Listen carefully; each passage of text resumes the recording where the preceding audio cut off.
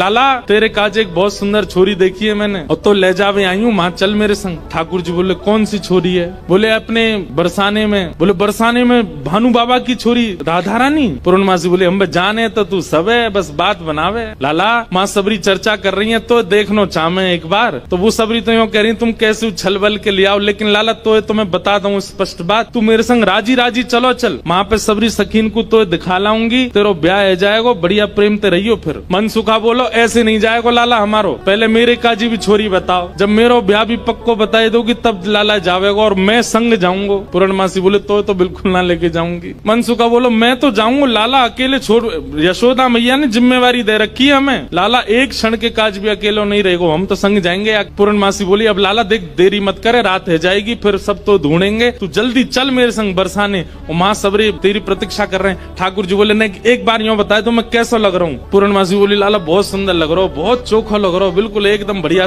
अभी गैया चरा रहे हैं, गोबर लगाए जगह जगह पे, लेकिन फिर भी पूर्णमासी कह रही बहुत बढ़िया लग रहा हो लाला, ऐसी चलो चल। मनसुखा बोलो हम बता दे हम कैसे लग रहे हैं? तू तो ऐसा लग रहा हो कोई बंदर नहा के आयो हो, बाकी सबरे बाल चिपक जाए। मनसुखा बोलो तुम मुझे ज्यादा ना बोल रही, यो ना पता हो कि लाला अगर मैं इशारो कर दूंगा तो जावेगो नहीं बरसाने की ओर। पूर्णमासी बोली तू कर दे इशारो एक बार याकू। मनसुखा बोलो लाला तू बरसानो नहीं जाएगो। पूर्णमासी बोली लाला संध्या हरी जल्दी चल। सोई ठाकुर जी चल दिए। मनसुखा बोलो लाला तेने बढ़िया हमारी यारी नभाई है, हम एक बार हमारी बात मान जा तो रुक जा तो नहीं। बोले अरे ब्याह के काज में 6 महीना ते इंतजार कर रहा हूँ, जैसे तैसे हैरो तो है ना देगो, तेरी बात बाद में मान लूंगा मैं, अभी जान दे। मनसुखा बोलो मैं भी चलूंगा। खूब पूर्णमासी ने मना करी लेकिन मनसुखा बोलो मेरे बिना नहीं जाएगा, मैं चलूंगा। मनसुखा भी गयो। मनसुखा रास्ता में बोलो कैसो दिन आ गए हो भैया, बता दुल्हा पैदल पैदल जा रहा है, अरे कोई बैलगाड़ी तो मंगा ले, कोई घोड़ा तो मंगा ले, कोई ऊंट तो मंगा ले। पूर्णमासी बोली तुम जैसे इनके ब्याह है रहे यही बहुत बड़ी बात है, पैदल ही चल दो। बोले देख मैं तो पैदल चलूंगा लेकिन लाला पैदल इतना दूर बरसानो पैदल थोड़ी जाएगा। या के काजे अब तेरे काजे ऊंट कहाँ ते लाऊं मैं, तेरे काजे घोड़ी कहाँ ते लाऊं मैं? मनसुखा बोलो वैसे जरूरत तो ना है, तुम नेक और झुक जाओ तो तुम ही काफी हो, तुम पे बैठ जाएगा। थोड़ी तो झुकी भाई हो, नेक और झुक जाओ। लेकिन पूर्ण ब्रज में सबको सुख मिलता है ठाकुर जी के साथ। पूर्णमासी नेक और झुक गई, ठाकुर जी अपने कंधा पे बैठा लिए, दोनों तरफ पैर लटका करके ठाकुर जी मुंह दिखाई करवे जा रहे हैं, अपना ही मुंह दिखावे जा रहे हैं। पूर्णमासी कह रही लाला पहली बार आयो बरसाने? ठाकुर जी कह रहे हैं हाँ पहली बार आयो हूँ। बोले हाँ प्रत्यक्ष रूप में तो पहली बार लाला आयो है, वैसे तुझन कितनी बार आ चुको? खुद ही कंधा पे बैठे बैठे रास्ता बता रहे, आगे ते बाएं मुड़ जाइयो, यहाँ ते दाएं मुड़ जाइयो, यहाँ ते सीधे चलियो वही है। अच्छा पहली बार आयो तू? ठाकुर जी बोले ना आ चुका हूँ लेकिन स्वप्न में आयो, स्वप्न में देखो मैंने बरसानो। लेकिन जैसे ही ठाकुर जी पहुंचे बरसाने, हर घर में मानो जैसे आनंद की अपने आप लहर छाने लगी, चंदन की सुगंधी आने लगी, शीतल वायु सबके अंग को स्पर्श करके आह्लाद प्रकट करने लगी। जिस रूप माधुरी का दर्शन आज तक नंदगांव गोकुल की गोपियां करती थी, आज उस रूप माधुरी का दर्शन बरसाने की गोपियां कर रही हैं। हर घर में गोपियां अपनी अटारियों पर खिड़कियों पर आकर के खड़ी हो गई हैं, श्याम सुंदर की मनोहर झांकी को देख रही हैं। पूर्णमासी जैसे ठाकुर जी को लेकर के कीर्ति भवन में पहुंची है, आहा सामने से कीर्ति मैया ने पहली बार लाला को देखो है, क्या रूप झांकी, क्या ठाकुर जी के सुंदर नेत्र, क्या ठाकुर जी की छवि।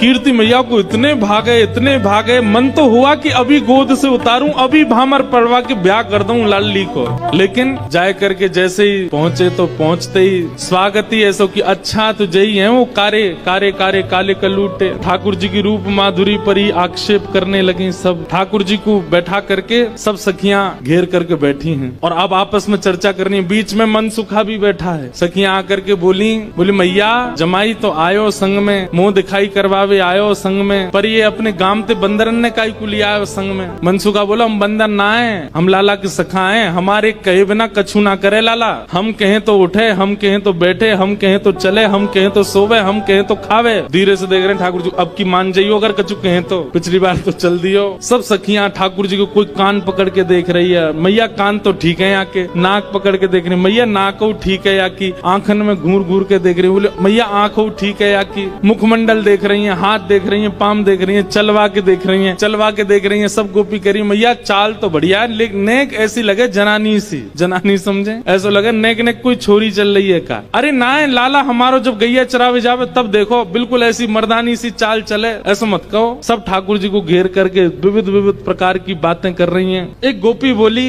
लाला तुम बाकी सब चीजन में तो ठीक हो, लेकिन फिर चोरी काय को करो। ठाकुर जी बोले हम चोरी ना करें, ये सबरे ब्रजवासी मक्खन निकालें, दूध घी दही सब इकट्ठो करें और कंस को जाकर के दया में, तो कंस के यहाँ जावे से रोकें, वहां हमारे चोरी करें। और मक्खन की चोरी, दूध की चोरी, दही की कोई चोरी है? चोरी तो आभूषण की होयो करे। तभी एक गोपी बोली हमने तो ये भी सुनी है कि तुमने किशोरी जी की मुंदरी चुरा ली एक बार। ठाकुर जी बोले अरे ये तुम्हारे घर पे जो मलाई दूध आदि सब खाए ना, ये गोपीन के घर से चोरी नहीं भैया, उनके जप तप को फल मिला उन्हें कि मैं उनके यहाँ चोरी करवे आया हूँ। मैं तो यहाँ ब्रज में जन्मा हूँ। मुंदरी जो हमने चुराई वो तेरे पति की नहीं, तो तू मत बोला हमते कि कौन की चुराई कौन की नहीं चुराई, हम दोनों एक हैं। तुम कहा जानोगी यह बात? अरे तू हमते का पूछ रही है? ये श्यामाजू तो नित्य हमारी है, ये सदीनते हमारी है, इनके संबंध में इतनी जांच पड़ताल और पूछ तूछ तुम कर रही हो? अरे ये तो सदाते हमारी है, हमें पूछने की कहा बात है। सब सखी बोली हे कीर्ति मैया जमाई तुम्हारो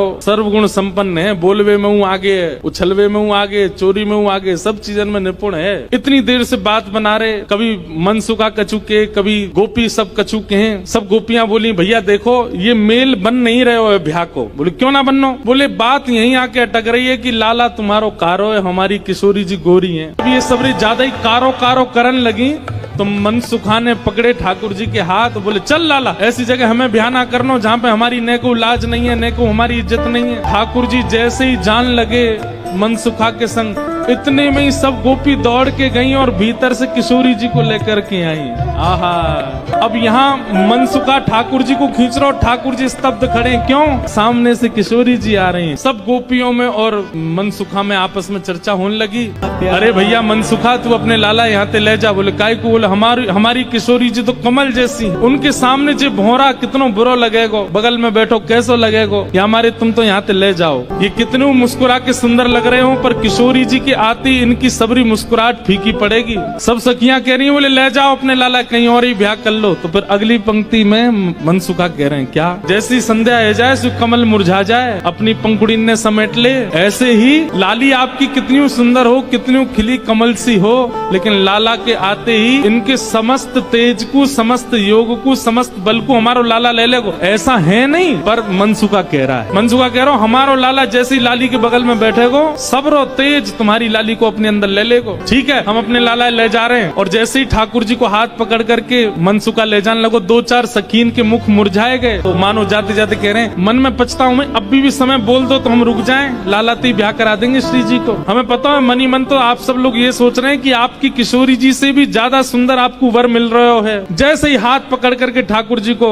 मनसुखा ले जाने लगो बरसाने थे, इतने में ही सखी गई और भीतर से किशोरी जी को लेकर के आई। मनसुखा कह रहा हूँ मेरो लाला मेरी बात माने, अब मैं कह रहा हूँ चल लाला देख मेरे संग नंदगाम जा रहा है। इतने में सखी सब किशोरी जी को लेकर के आई। ठाकुर जी जा तो रहे थे मनसुखा के संग, लेकिन जैसी किशोरी जी आती दिखी ठाकुर जी तो वहीं स्तब्ध रह गए। मनसुखा खींच तो ही जा रहा हो, ठाकुर जी हिल नहीं रहे, वहां से सामने देख रहे। लाला कहा वे कौन को देख रहा हो? ठाकुर जी तो दूर से ही बलैया लेने लगे, तरण तोड़न लगे किशोरी जी को देख करके। किशोरी जी को देख करके ठाकुर जी तो मुस्कुराने लगे और वहीं स्तब्ध रह गए। किशोरी जी देख के ठाकुर जी रुक गए। सब सखियां बोली हाँ मनसुखा ले जा लाला नंदगाम ले जा, चल रे लाला चल मेरे संग। ठाकुर जी बोले तू चलो जा, मैं तो ना जा रहा हूँ, मैं तो यहीं रहूंगा, श्री जी के सन्मुख ही विराजूंगा मैं। मनसुखा बोलो लाला आज तेने मेरी 2 बार नाक कटवाई है, एक तो तेने पूर्णमासी के सामने कटवाई, दूसरी अब सकीन के सामने कटवाई दे। बोले तेरी तो नाक कटेगी, मैं संग चलोगो, मेरो तो संबंधी कट जाएगो, तेरो ब्याह ना है, तू तो चाहे कि मेरो नहीं हो, मैं तो करके आऊंगा ब्याह, तू चलो जा। और वहीं किशोरी जी जैसे ही आई हैं, आहा सेज पर ले जाकर के किशोरी जी को बिठाया, सुंदर सिंहासन पर किशोरी जी बैठी हैं। और तभी ठाकुर जी बगल में आकर के बैठे। जैसे ही ठाकुर जी आकर के बैठे,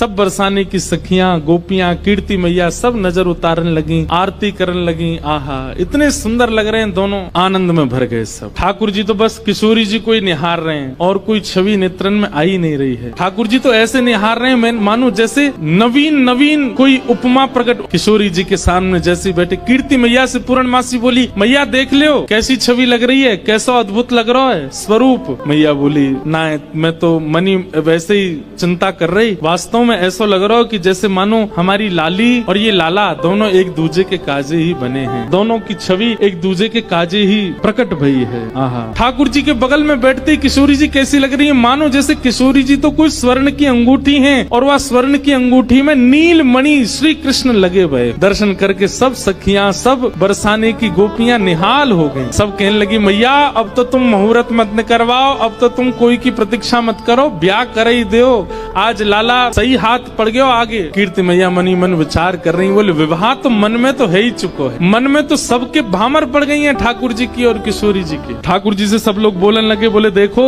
रूप में सुंदर है वे ते काम नहीं बनेगो, हमारी श्री जी के समान गुण है कि नहीं तुम्हारे अंदर। मनसुखा बोलो देख लो, जो कहोगे हमारो लाला करके दिखाई देगो, सब करवे में निपुण है हमारो लाला। मनसुखा कहने लगा, लाला वंशी बजाए के दिखा दे इन लोगन। ठाकुर जी ने जैसे ही वेणुनाद अपने अधर पर धारण करी, वंशी अपनी कोमल उंगलियों से उसके चित्रों को आच्छादित करते हुए जैसे ही प्राण पिरोए वंशी में, आधे से ज्यादा जितनी सखियां वहां खड़ी थी सबको मूर्छा जैसी आने लग गई। जिन जिन पर किशोरी जी की दृष्टि पड़ रही थी केवल वो बची, बाकी सब तो जैसे मूर्छित होने लगी।